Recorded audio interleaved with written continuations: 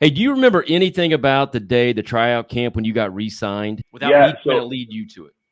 So that I wasn't going to go to that. I was actually true. I was at that Fitness Factory gym. I know Danny Davis and Danny. They were so good to me, man. And I didn't. This was one of those things where I don't think I was putting in the work to warrant that. But there were a lot of issues I think with me getting released where people felt like I should have got released, and I'd always worked really hard. And I think I just hit a down patch in my life a little bit with everything. But I didn't have the confidence, and I was at the gym, and Danny Davis had invited me and told me he really wanted me to come to the trial. John Laurinaitis, who had hired me, was going to be there. And I think I was part of it was fear, and I didn't think I deserved it and wasn't ready. And Elijah Burke was at the Fitness Factory, and I was pretty down. And this was the night before, and at that point, I made my mind up I wasn't going. And Elijah was in there, and man, thank God. And he literally cut a promo on me and said, you need to fucking go to this. And Danny let you back and help and put you on TV, and you know you owe it to him to go back and go get re-signed. You never should have been released. And I man, that night I went and I typed up, I wrote promos and I had like 3 or 4 promos ready. I had that Terminator character that I understood at the time, and I just said I'm gonna go get fucking rehired. And I showed up, and I remember that day my Chris Pavone, Kalen Croft got rehired, who went on to be part of the Dude Busters with Trent Beretta. For a little run up there, and Fletcher Chase. He ended up Gavin Garrison. Yeah. We lived together for a period in FCW. He got re-signed that day, but I remember people were doing matches, and this probably worked out in my favor with where I was probably at mentally and everything. I just remember I got put in I think it was a 4-on-4 or a 5-on-5 tag match towards the end, and I don't think I did a lot. I did very little actually. Which with this but on the promo portion, I remember I had my promo I think on Batista, and I had multiple promos ready, and I always have a promo, and I did this in WWE when we had to do promo class with Vince. I'd have set promos, and then I'd have a set promo that could be interchangeable in case they give me something that I could keep that promo on no matter what. Yep. And kind of just plug something in. And Wade Barrett used to give me shit. He goes, I catch on to what you're doing. And so, because Vince will try to get you in front of everyone. But I always I really believe preparation is part of success with that. But I did the promo I did whatever promo I did. And then John Laurinaitis, I did the promo on John Laurinaitis about his brother, Road Warrior Animal, who used to have a Terminator gimmick. And that was the promo I did first.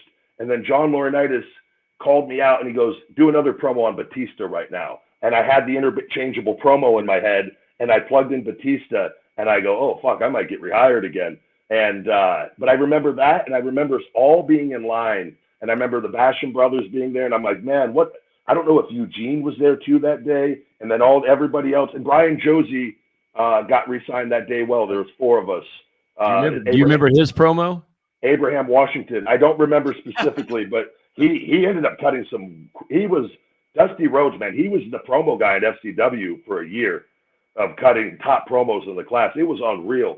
But and then everything happened. I was there that day. He had I don't know, a little bit of race in his promo, and then he talked about being on steroids, and this is what the body you should want, is a steroid body, and all that kind of stuff. Everybody's like, what the hell is he talking about? And then he gets hired. It was awesome. Hey, I'll tell you, and it was with John and them, Laurinaitis, and you know, they sometimes, and I understand the frustration of people but he did a lot of hiring based off of the looks and potential of them learning in the system and different things. And in times it paid off huge, and other times it created massive failures as well. But he had a specific style or you know, things that he was looking for, and he did have some big hires over the years that ended up paying off, and you know that were good. But you know, everyone has their things. But I understand the frustration and everybody, you know, working and putting in and sacrificing and then get overlooked, and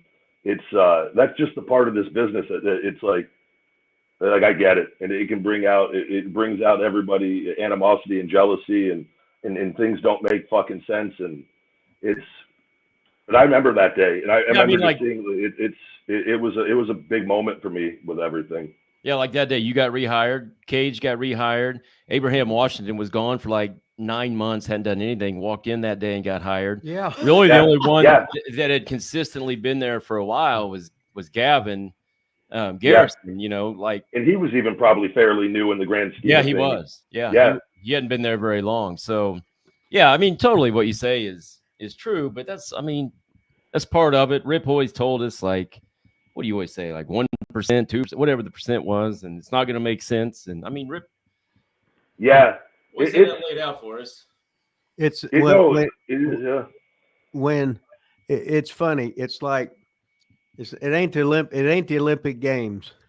Yeah. You might be the last sprinter. You might have got 9th place, but you're chosen. Yeah. I said talent has nothing to do with it. Somebody gets a whim. Somebody likes something with pull, and whatever it is, God bless you. You lucked in there. Now, when you get in there, work hard to get in there, and then when you get there, work even harder. You got it. And two, the thing it comes down to, and this is, you know, I was a fan my whole life and grew up loving it and watching it. And I think it's having Johnny and them, I'll say, and to my credit, you know, I worked very hard in everything I've always done. And when I was in Deep South and I did 8-hour days every day, they knew I was getting, like, I never sat out. I never complained. I'd shown them that I respected it and loved it.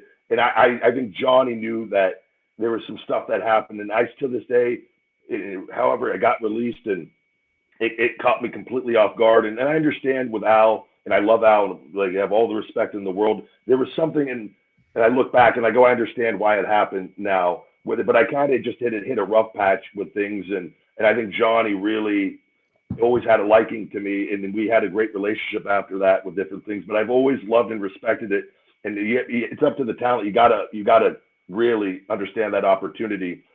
And Al even said in his book, he goes, and you know, and he just said, he goes, the one guy that surpassed all expectations I had was Ryback, and we're going on, and I don't think he, out of everyone, thought I was going to go into the main event and go on to be able to be blessed to work with some of the guys I got to work with, and I feel that I backed it up, but I always respected it and stay humble. I don't know everything, and I shut my mouth and listened and learned and got put through the ringer a little bit, and you know, but it doesn't make sense with that. And there's guys that should get opportunities that don't, and it's one of those things I don't really fully understand. We're not taking anything away from you. I'm not sitting there trying to say you shouldn't have got rehired. That's not. No, but I understand it too. Like, yeah. You walked in. I remember you walking in that day and you said, "Getting rehired today, boys. Been reading The Secret. Getting rehired today." You told me as soon as you walked in the building. I think that's one thing where people, though, I've always been very confident in myself because in my things that I've done from an athletic background, and I'm not afraid to be confident, and it's helped me a lot in life. But I also understand that if people don't know me, though, it could also piss people off because there's a fine line between being confident and arrogant, but that's where I think it just in conversations and talking, and I don't know, but I remember that day very fondly because it was a big turning point in my life with as far as if I didn't show up to that, man, I don't know what would have happened as far as shit. It was with Elijah and that. You sent Elijah Burke a check, man. Yeah. Yeah.